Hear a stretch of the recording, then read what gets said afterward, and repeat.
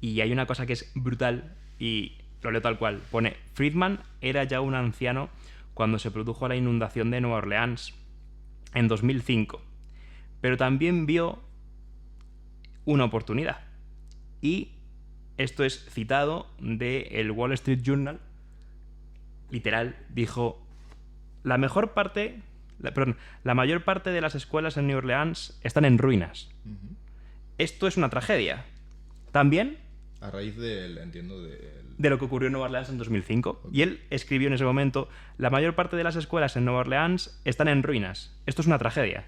Pero también es una oportunidad para emprender una reforma radical del sistema educativo.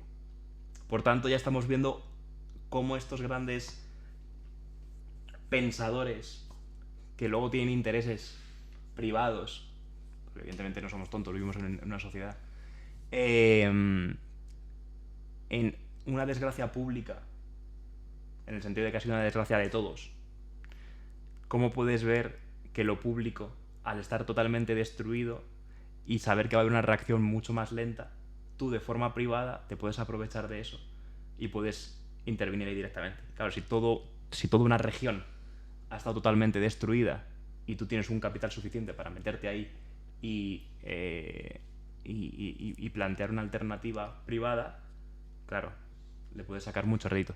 Esta es la parte que más me preocupa de todo, porque esto es una cosa muy concreta, pero es la que vemos con el tema de las viviendas, los grandes tenedores, el tema de cómo cada vez más casas vacías pertenecen a más o bancos o grandes tenedores o Sí, fondos es que de... yo creo que esto la gente no lo sabe. Hay empresas grandes, ¿vale?, que acumulan viviendas y las ponen en el mercado no para regular la oferta y la demanda. Hablo en este caso Claro, de España. Entonces, eso nos afecta que yo creo que la directamente. gente no es consciente. Es que eso nos afecta directamente si cada vez hay más cosas. Esas cosas cada vez están en menos manos, pero esas manos son las que juegan con la oferta y la demanda. Los que estamos abajo y simplemente tenemos un pisito en la playa y que lo alquilamos de vez en cuando y luego jugamos con cuando lo alquilo y cuando no para tener un poquito más de sustento y luego me permito unos días para irme yo y disfrutarlo de vacaciones. Ese tipo de economía que es muy típica en España se viene abajo porque estás compitiendo con cosas que son mucho más pudientes que tú y te aplastan. Y luego la gente que tiene que alquilar y que tiene que ir al día a día, entre que los sueldos por un lado estamos sobreviviendo como estamos diciendo y por otro lado los servicios cada vez están más privatizados, ¿con qué te encuentras? Con gente que está en listas de espera de la pública mucho más largas, que tiene menos capacidad para afrontar el mes a mes en el sentido del consumo, en el sentido de alquiler, en el sentido de eso. Y que luego tiene menos futuro porque evidentemente si todo está tan al límite, pues cada vez tienes menos capacidad adquisitiva para tener pues tu vivienda o para tener algún proyecto cualquiera. Al fin y al cabo lo que estás haciendo es, vale, estás haciendo que crezca un montón, pero ¿qué es lo que está creciendo? Porque el país no. O sea, para mí lo que significa un país no está creciendo. Está creciendo en el sentido económico, cada vez hay más capital, cada vez hay más riqueza, todo se sube, pero claro, es lo que hemos hablado antes. Si se inflan los números y cada vez hay más, pero ese más no corresponde con que la gente viva mejor, pues oye, yo prefiero tener menos y vivir como la gente de los 2000. Que Sí, cualquier albañil, y no es por desprestigiar el curro de albañil, todo lo contrario, para decir, oye, que es que antes los albañiles vivían bien. Es que antes un albañil a lo mejor ganaba 2000 y pico, y es que 2000 y pico en el 2004 era una pasta. Y no es porque no se lo mereciera, lo estaba produciendo. O sea, se lo estaba ganando. Pero, claro, por un lado había un tema de inflación, o sea, inflación no, de burbuja. sí. Ahí estamos en el tema de la burbuja inmobiliaria, pero quitando el tema de la burbuja, las clases populares tenían más capacidad, ¿no?, Sí. de consumir. Al fin y al cabo yo creo que estamos hablando de un modelo que propone que sigamos avanzando y que haya iniciativa privada y que tal, pero que siempre estemos cuidando a la gente y que haya unas garantías y unos derechos y una dignidad. Y en el otro estamos hablando de sálvese quien pueda. Sí, a mí me gustaría hablar un poco en concreto de sector inmobiliario a nivel de España, ¿no? Porque podemos aquí hablar de, digamos, de intrusismo del Estado o no. Está mucho el debate de regular el alquiler, no regular el alquiler, poner ayudas para precio de la vivienda, etcétera, etcétera. Aquí hay un tema, me parece importante, que está lo que tú has mencionado ya un poco por encima, el nivel de sueldos comparado con el nivel de precios de alquiler y de viviendas. Si partimos de una base, imagínate, ¿no? Vamos a resumir todo para que sea súper sencillo, aunque haya factores más que tener en cuenta, pero una empresa, ¿vale? De un dueño de la empresa con 10 empleados. Lo normal es que ese dueño vaya a ganar más, ¿no?, que esos 10 empleados. Pongamos que esos 10 empleados cobran todos lo mismo, mismamente. Si eso lo llevas a prolongado en el tiempo, uno habrá acumulado más riqueza que otros, ¿no? Ujú. Si ese uno acude al sector inmobiliario porque ya tiene para comprar una casa y los otros todavía no, porque tienen, o sea, porque no tienen para la entrada, por lo tanto tienen que ir al alquiler, haces que la demanda del alquiler sea más grande, por lo tanto sube el precio de alquiler, y el otro, como está comprando casas, segundas casas y demás, esté también incrementando el precio de la vivienda. Por lo tanto, el otro, entre que cada vez le cuesta más caro el alquiler y más cara es la vivienda, no puede acceder a lo demás. Si encima el que está adquiriendo la vivienda la alquila, se lo está alquilando a los otros. Por lo tanto, no era solo una situación inicial de más sueldo, menos sueldo, sino que ahora la renta de unos van hacia otros. Insisto que es un ejemplo súper sencillo y súper básico, que hay muchos temas que tener en cuenta, pero creo que es un poco el resumen de lo que pasa un poco en España. Ujú. Y me parece muy peligroso, obviamente, porque si esto lo prolongas en el tiempo, la desigualdad va a ir increciendo. Todos lo sabemos. Lo que pasa cuando un sistema llega a una situación de desigualdad muy grande, pues revoluciones, bueno, cosas malas, vamos a decir, ¿no? Cosas Entonces, malas que estamos sufriendo al fin y al cabo, porque ya en nuestra horquilla de edad, evidentemente el tema del acceso a tener una gran inversión en lo que sea una vivienda o lo que sea, estamos viendo que está totalmente limitada y que muy sí, poca sí. gente. O sea, a los jóvenes que, pues eso, el dinero que tienen con 30 años es el que han podido ganar por su mano con esa edad, les es muy difícil tener una casa en ese momento. O sea, sin no tenerla obviamente ya pagada, que eso ni de coña, ya digo, el hecho de poder haberte pagado una entrada y ya estar pagando una hipoteca, es muy difícil. Total. Quería enfocarlo también con el tema de lo sostenible. O sea, que el mundo también está limitado. Recursos, dices. Claro, o sea, que no es solo el tema de producimos más o menos y no lo repartimos. Si solo fuese así, incluso a lo mejor me encajaba el tema del liberalismo un poco más, no tan extremo como el tema de vamos a desmantelar lo público en el sentido de las cosas básicas, lo que hemos hablado de la dignidad y los derechos y tal, pero sí que en otras cosas diré, oye, pues si no hay techo, pues todo el mundo para arriba. El tema del crecimiento. Uh-huh. Pero es que el crecimiento también está limitado no solo por las condiciones de las personas, Claro. sino por el propio mundo que tenemos. Sí. Entonces, el tema de la sostenibilidad, el tema de esta forma de enfocar la economía, también ha sido un poco revolución, y no solo en el tema de una sostenibilidad en el sentido ecologista, en el sentido mundial, digamos, sino en el tema del comercio local, que también yo lo meto un poco dentro de ese mundo de la sostenibilidad. El tema del comercio justo, o sea que hay bastantes temas que están interrelacionados entre ellos. De hecho hay mucha gente que prácticamente es como que es el pack, ¿no? Uh-huh. O sea, que te vas como concienciando y vas entrando en ese pack con lo complicado que es. Porque si ya es complicado informarte de nutrición y saber que tiene una etiqueta y no sé qué para comer mejor, pues imagínate tú ya encima meterte en una cosa que es de dónde viene, cómo está, cuáles son los factores, cómo ha sido tratada esa persona o ese animal y qué ha ocurrido en el proceso. O sea, eso es muy complicado. Pero sí que es cierto que es un tema que tiene que estar en la economía sí o sí. Sí. Porque yo creo que si estamos enfocando todo a resolver las necesidades, oye, pues vamos a resolver las necesidades, y si cada vez estamos yendo a más y estamos yendo a mejor, vamos a hacerlo de mejor, de verdad. Porque yo me apunto más a un mundo que se está centrando mucho más en indicadores como el indicador de Gini, con un tema de riqueza, pobreza relativa y que son indicadores más modernos que simplemente el PIB y la renta per cápita y todo eso. Pero es que también hay muchas más cosas. Hay temas de justicia social, hay temas de democracia, hay temas de cosas que a lo mejor en una empresa, digamos, más tradicional no se tiene en cuenta, pero que lo que tú has dicho, cada vez las empresas se están modernizando más en todos estos sentidos, y de hecho es que se nota que la calidad de la empresa por dentro mejora según van implementando estas cosas. Si los trabajadores cada vez están más contentos, la empresa tiene un ambiente mejor. Y a lo mejor no afecta directamente al número, pero afecta a cómo funciona la empresa. A la productividad, que eso afecta al número. Entonces, Claro, y es que pero es que no solo es... si tú tienes una persona 10 horas, evidentemente te va a hacer muchos más tubos que una persona que trabaja 6. Pero si tienes a la persona de 6 contenta y trabaja toda la vida contigo y creas un ambiente que sea muy bueno y demás, tienes una empresa mucho más sana. Con a lo mejor una empresa donde los estás machacando, los estás exprimiendo, tienes que estar haciendo despidos rápidos, estás haciendo una cosa un poco más como un capataz. sí, lo que está claro es que las estrategias a nivel de personal, digamos, dependen mucho del sector. O sea, no es lo mismo Claro. una empresa justo de construcción, ¿no? De hacer vigas, Ujú. que, yo qué sé, de hablar una empresa de marketing, ¿no? Que son Totalmente. profesionales que han estudiado, etcétera, esa materia y que van a tener... Bueno, Yo las, creo que las estrategias cambian. hay diferentes fórmulas, pero a mí, por ejemplo, hay cosas o sea, el comercio justo al fin y al cabo es fijarte un poco de dónde vienen las cosas y consumir un poco con ética. O sea, al fin y al cabo, no hay más que eso. Pero otras cosas como... O sea, no estoy quitándole peso al comercio justo, pero hay cosas muy concretas como el comercio local que me parece súper interesante. En producciones súper pequeñas que crean conciencia en algo que lo ves en la calle, que lo ves en la comunidad, que lo ves en tus manzanas de la gente que tienes alrededor.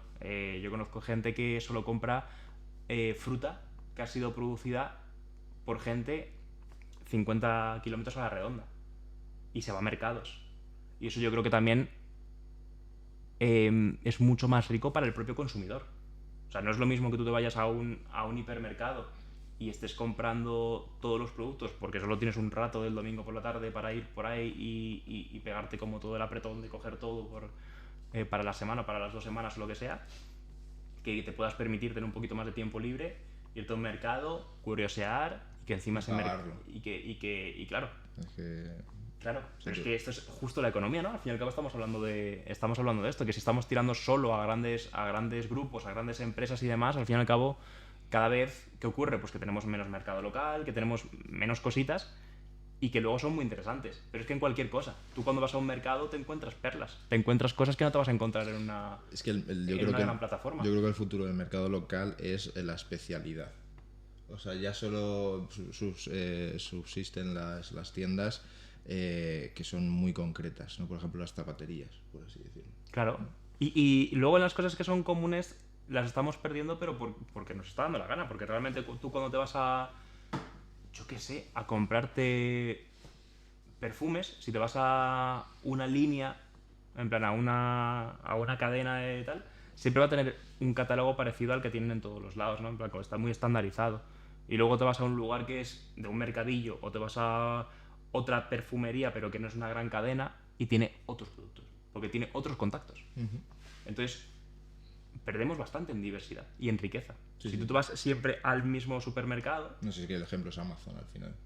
O sea, claro, Amazon, claro, no es a nivel de calle, que también afecta al pequeño comercio, pero a nivel de distintas plataformas que hay claro, de venta es un market, online. ¿no?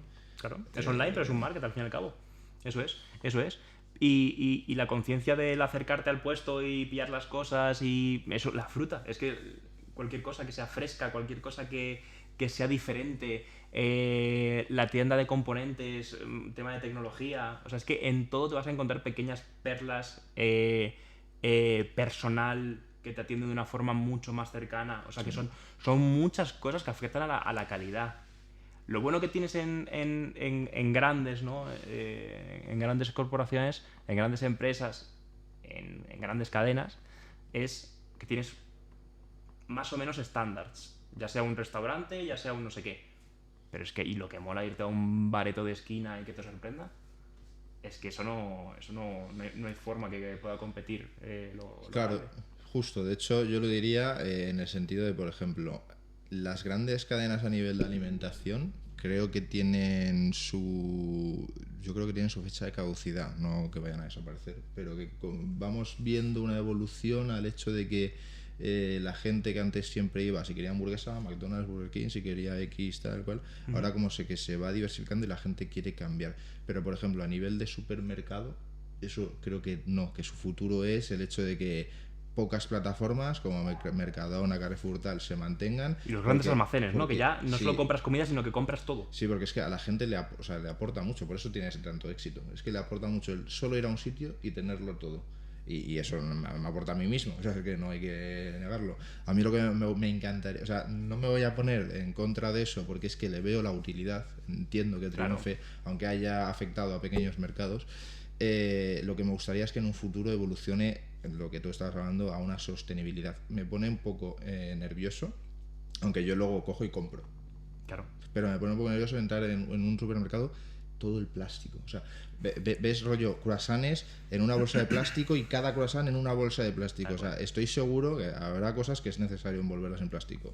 Seguramente. Seguro que hay muchísimas que no es necesario. Sí. Y eso, no sé. Y por ejemplo, ahora que estamos en fecha de votaciones, no he visto ni un solo programa electoral que se centre, digamos, en serio con el tema del plástico. Sí, habrá alguno que lo habla un poco más, otro un poco menos, pero al fin y al cabo son cosas que son complicadas meterte en ellas. Y joder, qué lástima, porque realmente tú luego cuando vas a un mercado, bueno, puede haber muchas colas o muchos. Yo creo que ahora mismo colas pocas. A ver, en mercados habrá alguno muy transitado, pero evidentemente yo creo que tardas casi lo mismo en ir a una frutería y coger la fruta que quieres, ir a una pescadería a coger el pescado que quieres, carnicería, coger tal. Al fin y al cabo, un mercado es lo que busca, ¿no? Que todo esté en la misma plaza, en el mismo sitio, y mola porque tú tienes como esa ¿cómo decirlo? Ese contacto directo que tienes con el vendedor. El vendedor ya te conoce, quiere que tú estés cómodo, quiere que tú estés satisfecho con el producto, y en una gran plataforma que antes era justo al revés. Los barrios y demás era todo mercados y la gran plataforma te tenías que ir. Y ahora es al revés. Ahora es como que irte a un mercado es como, wow, conozco un mercado en no sé dónde. ¿No? Que hay 2, 3 mercados a lo mejor en todo el barrio, cuando antes era en cada manzana. Con el tema de los mercados y de todo eso. Y yo creo que también tiene eso un golpe sobre el liberalismo que buscamos. Sobre un liberalismo mucho más cercano, mucho más de persona a persona.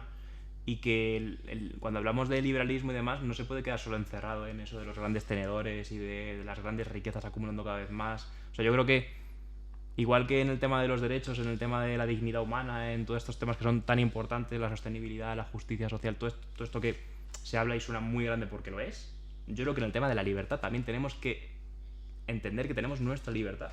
Y que, igual que cuando, lo que he dicho antes, no te puedes permitir un servicio porque ha sido totalmente desmantelado, porque ha sido prostituido ese servicio, porque se ha quitado de lo público, se ha mandado a lo privado, se ha encarecido, estás en un contexto que no se puede permitir y demás, no tienes que sentirte culpable porque no estás siendo realmente libre para elegir consumirlo o no.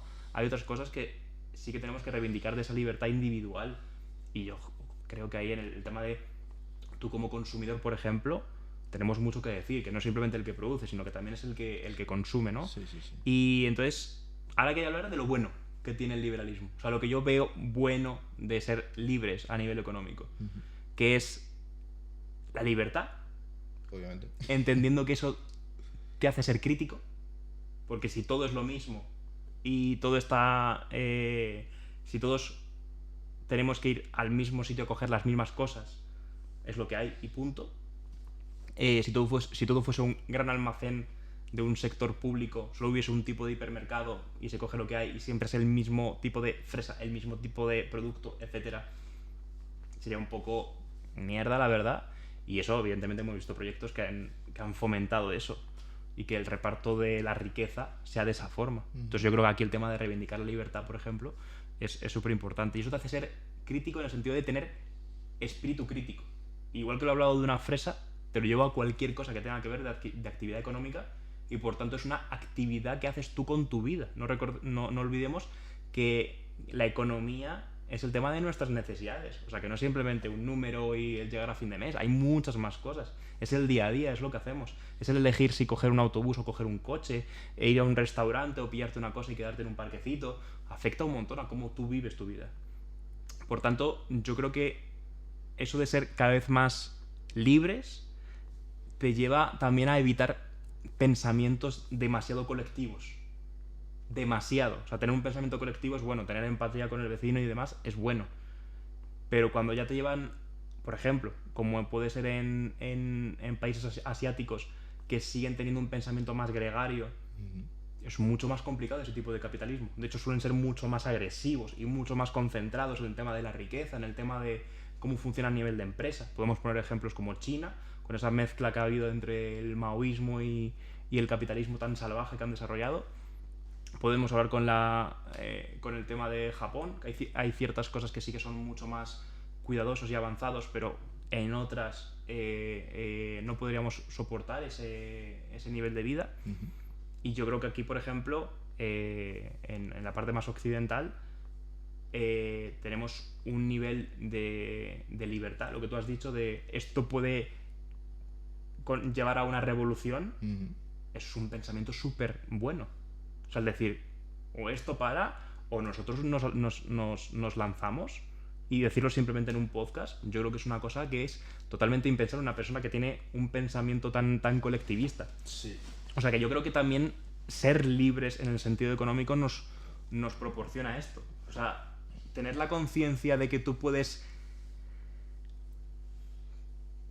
aspirar a consumir cosas que te mereces y que si no te las puedes permitir no es porque no te las merezcas, sino porque es algo injusto y eso conlleva a que puedas tomar una acción política. Ahí estamos combinando bastantes cosas interesantes. O sea que yo defiendo bastante el tema este del tema del consumo y de ser una persona libre y de consumir de forma privada. Y por tanto también la iniciativa privada. Porque si todo está en tabla rasa... Sí, sí, eso es importante. Además, por ejemplo, se ha visto... no sé exactamente cómo es la operativa, tampoco ya... Pero lo que se está viendo con Renfe hoy en día, yo me imagino que irán por aquí los tiros. Me imagino que tendrían algún tipo de concesión y que durante muchos años todo lo que era el tren en España lo llevaba a través de Renfe.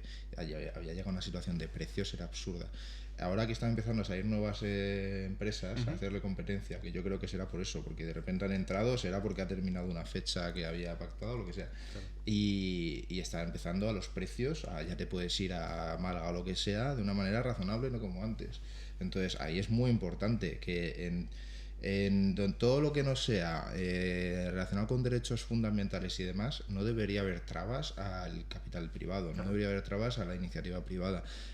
Todo lo que sea escapar de oligopolios, de monopolios, obviamente, cuanto mayor se acerque la competencia perfecta al escenario real, bueno, más bien al revés, el escenario real, la competencia perfecta, salimos todos beneficiados. Entonces, la libertad ahí es muy importante. Y muchas veces es el propio Estado el que está quitando esa libertad. Totalmente. Y confunden dónde hacerlo, porque es que hay monopolios naturales, por ejemplo, en Madrid, el agua.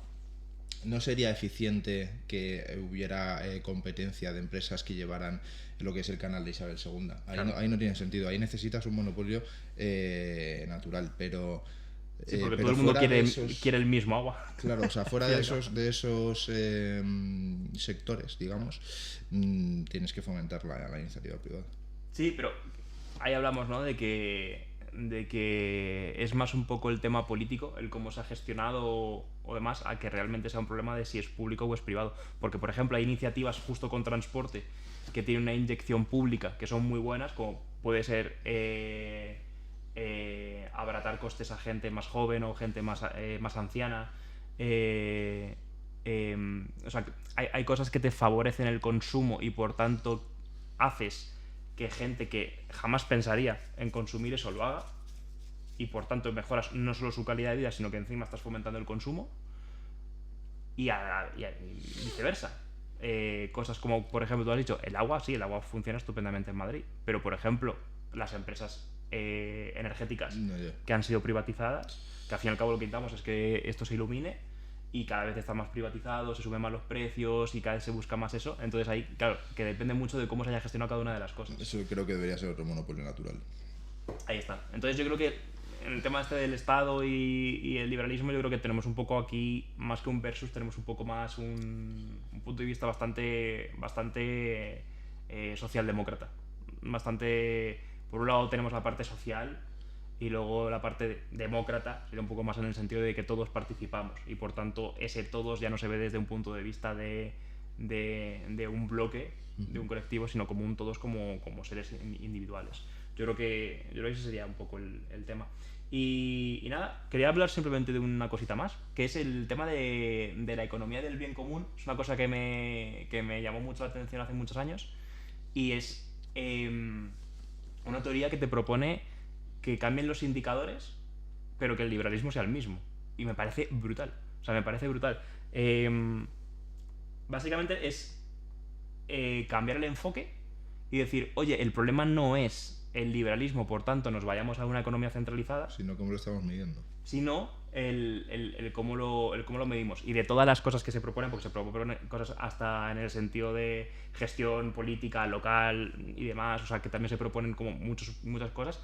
A mí lo que más me parece interesante sobre este tema de los indicadores y los medidores y demás es lo que él llama el balance del bien común.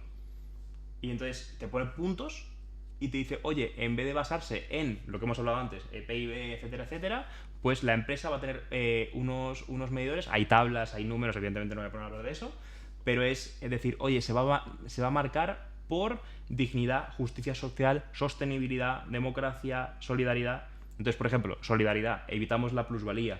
Democracia, toma de decisiones en las que se puedan, en las que tengan sentido, que sean colectivas. Justicia social, el tema de la remuneración, el tema de la dignidad, las condiciones que tienen los trabajadores, y que todo ese tipo de cosas sea un compendio que afecte más en un ganas tanto, pagas tanto, sino que tu empresa, tu actividad económica es tan favorable tanto para ti como para tus trabajadores como lo que estás ofreciendo, por tanto la carga impositiva cambia. Y eso me parece brutal el cambio. Es decir, oye, si una empresa es muy crack a nivel económico, pero también es muy crack a nivel social, ¿por qué por ganar más tiene que pagar más? Sí, es verdad. Ahí el único pero a lo mejor será la dificultad de esos indicadores, ¿no? Que yo creo que claro. Sería... Porque es verdad que los indicadores que tenemos con los que trabajamos y con los que son famosos, por así decirlo, es que son súper sencillos. Claro. Pues eso, el resultado que ha tenido la empresa. ¿Estamos en pérdida? Estamos en beneficios. Es que claro, es súper sencillo. Y al final hay todo un mundo detrás de esas cifras. La gente que es para opinar de un país solo se centra en el PIB. Dices, a ver, yo qué sé, Irlanda los últimos años ha tomado un camino más de bajar impuestos y tal, y parece que el PIB per cápita va mejorando, tal. Dices, vale, puede ser. Si el número dice eso, perfecto. Pero tú has estado en Irlanda y has visto, yo qué sé, recortes que han hecho en sanidad. Que no lo sé, pero puede haberlo, ¿no? O sea, al final, si estás quitando impuestos, por algún lado estás recortando, que me parece que en España es necesario, por cierto, pero hay que ver dónde. Claro. Sí, no se trata tanto de hablar de los números de cuánto estamos de carga impositiva, cuánto debería ser, cuánto no. O sea, no es tanto hablar del número, sino hablar del cómo hacerlo y que, joder, que es algo muy importante. Que si estamos hablando de simplemente crecer, como hemos dicho antes, y un número, pues lo enfocaríamos a eso, pero estamos intentando un poco más buscar cosas que nos mejoren la vida. Y has dicho una cosa que yo creo que también es una de las principales alertas, y es que si dejamos esto crecer, al fin y al cabo las decisiones que van a tomar unos pocos, ya que ni siquiera son elegidos, porque al menos lo público, dentro de estas democracias representativas, dentro de todo lo que supone eso, al menos son elegidos por partidos, listas o lo que sea. Pero es que si vamos hacia un corporativismo, ahí es que ni siquiera tienes nada que decir. Bueno, estamos ya, ¿no? Yo creo. En ciertos temas sí, evidentemente sigue habiendo un Estado, sigue habiendo un gobierno, sigue habiendo una intervención, pero yo creo que tenemos que estar muy al loro, porque en el momento en el que señor Amazon, señor Tesla, señor lo que sea, empiecen a tener cada vez más poder en la opinión, porque cada vez se mete más en la opinión de la gente, cada vez se mete más en más cosas que simplemente tener más dinero, pues si eso simplemente fuesen unos ricos, entre comillas, no molestarían a nadie.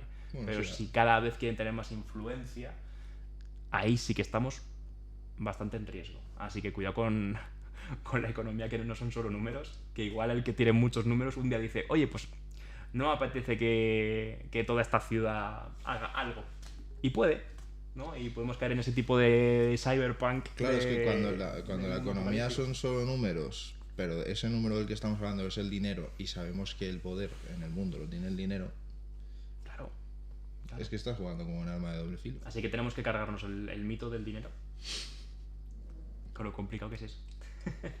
Yo creo que va peor. O sea, yo obviamente tengo 26 años y no sé, pero es que me atrevería a decir que, por ejemplo, los médicos hace 30 años, su objetivo tendría mucho trasfondo. Médico o cualquier profesión, me da igual. Parece que hoy en día el único objetivo es hacerse cuanto más rico mejor. O sea, es como si tú, por ejemplo, quieres ser bombero. O sea, estás tomando un camino en el que obviamente tu objetivo no va a ser rico, ¿no? Claro, más Pero vocacional. me parece que la gente ya es la mentalidad única que hay. Sí, Quiero ser rico, pues no. O sea, quiero decir, no. lo que hemos dicho al principio, ¿no? El tener futuro para hacer lo mínimo posible. En vez de pensar en qué soy bueno, por tanto, en qué me motiva a mí trabajar y poder ser muy bueno para mucha gente durante mucho tiempo. O sea, mentalidad un poco más de oficio, de maestro, de aportar a la gente, ¿no? Yo creo que esas cosas hay que pensarlas muy bien. Y nada, creo que es nuestro podcast más largo, sin duda. Hemos tenido parones, hemos tenido mini complicaciones. Estamos viendo. Estamos viviendo una. Y además es un tema súper súper denso en el que tienes que saltarte un montón de datos y un montón de nombres y un montón de cosas porque es que si no, no terminas. Y bueno, hemos tocado muchas cosas interesantes. Yo creo que lo hemos intentado, no puedo hablar, hacer liviano, que podría ser muy denso y no es el objetivo, ¿no? Entonces, bueno, dadas las circunstancias, creo que es el momento de que terminemos este podcast. Muchas gracias por habernos escuchado y os vemos en el siguiente vídeo. Opinad allá abajito qué pensáis sobre el capitalismo, más salvaje, menos salvaje, y dad vuestra opinión, ¿vale? Saludos. Chao.